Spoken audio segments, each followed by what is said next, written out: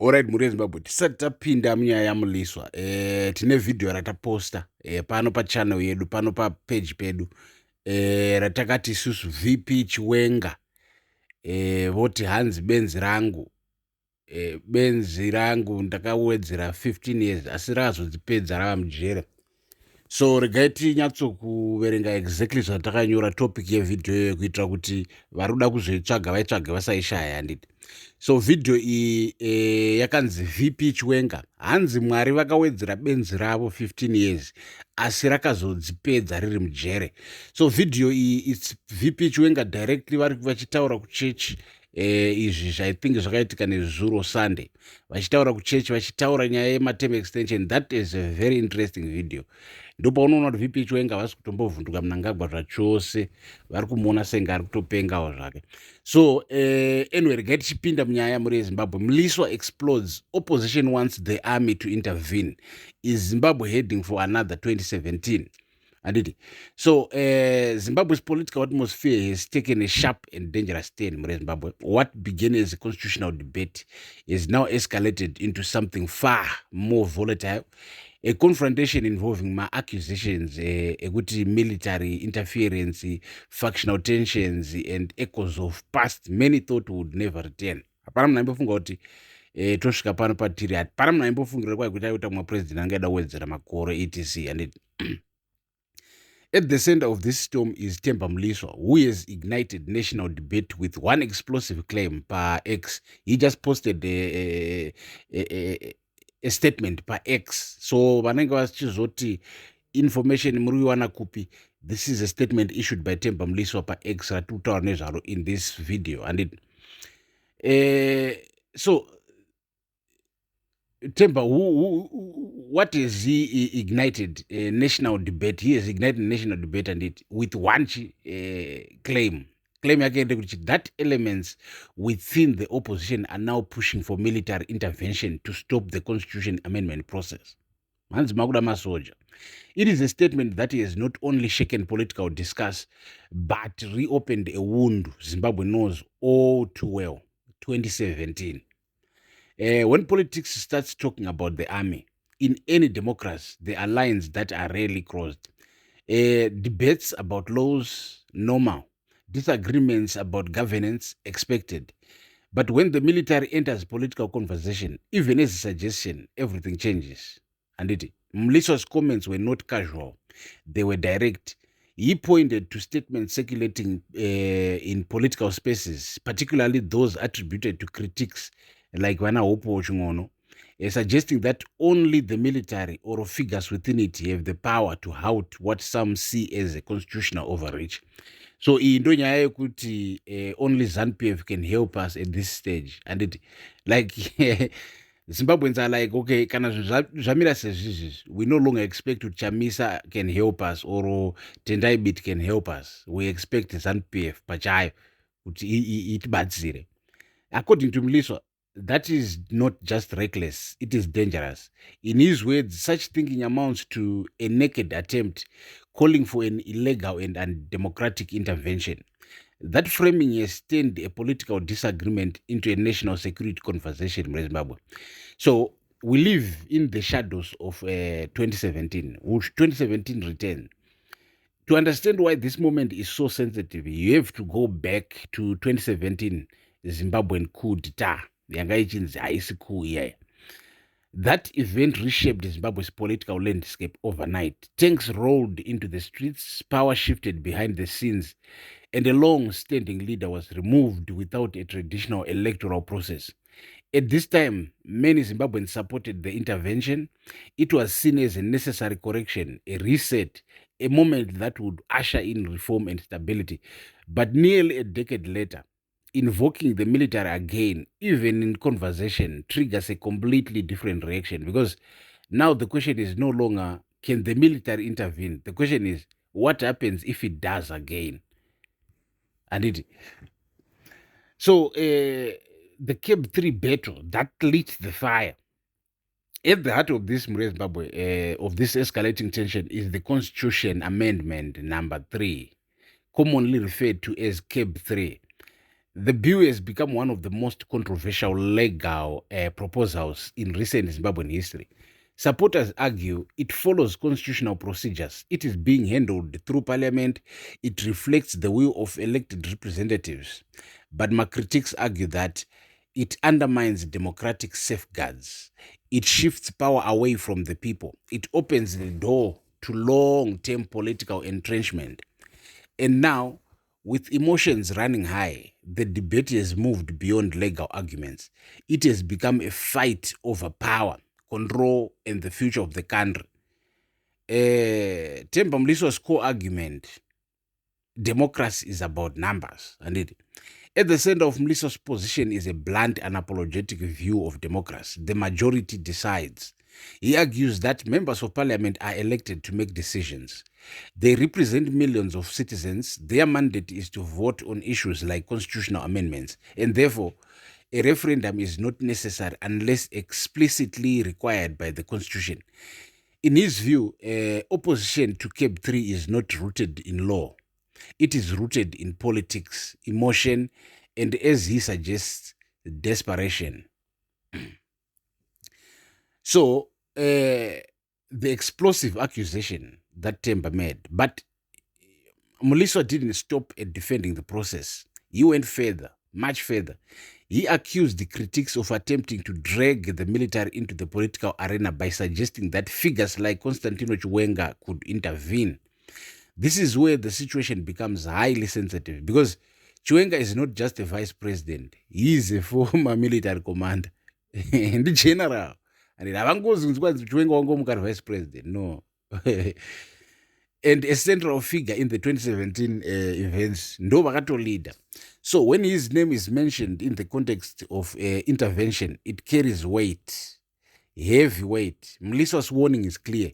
This is not just a political debate anymore. It is a potential destabilization narrative. The Chiwenga factor, power without politics, and it. In one of the most controversial parts of his statement, Mliswa took a direct swipe at Chiwenga's political standing.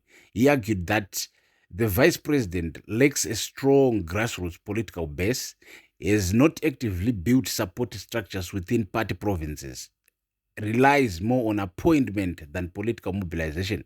This is not a small claim.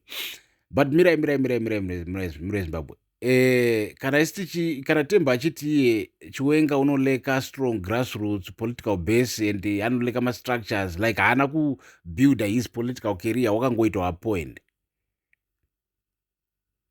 Isn't that also the same thing that happened to President Mnangagwa? Wasn't he just picked? Anga asingangoiti zvokusarudzwa here munhu naMugabe achiiswa opposition, ozoiswa opposition kusvika magenerals pachawo azomusarudza futi. But anyway, handei kumberi mune Zimbabwe tichitaura nyaya. So zviri kuclaimwa naTemba izvi, this is not a small claim mune Zimbabwe. In Zimbabwe's political system, especially within ZANU-PF, building provincial support is key to ascending power. By questioning Chiwenga's political groundwork, Mliswa is not just analyzing, he is positioning and possibly signaling where future battles may lie. Factional undercurrents, the real story. Behind the public statements, many analysts believe something deeper is happening. Factional alignment. Zimbabwean politics has long been shaped by internal groupings, alliances that shift, merge, and compete for influence. The CAB 3 debate may be exposing those divisions more clearly than ever. On one side, those supporting the current trajectory; on the other, those uncomfortable with where things are heading. And somewhere in between, figures like Mliswa calling out what they see as dangerous narratives. So when the opposition changes strategies, Mliswa also made another critical observation that the opposition, having failed to generate mass resistance, is now shifting tactics.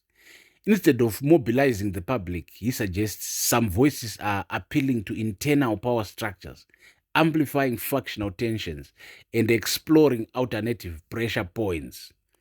Whether this is accurate or not, the perception itself is powerful, because in politics, perception can shape reality. Zimbabwe, this is very, very fun. Because Temba Mliswa panapa ari kutaura yatinoti isusu public manipulation.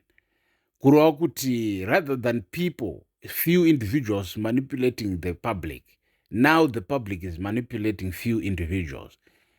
And muri kupaona kureva kuti if the opposition or Zimbabweans in general start, hyping somebody like Chiwenga or hyping some military generals or whatever, they are appealing to these guys so that these guys can actually destroy the structures in which they are in and produce the change that people want.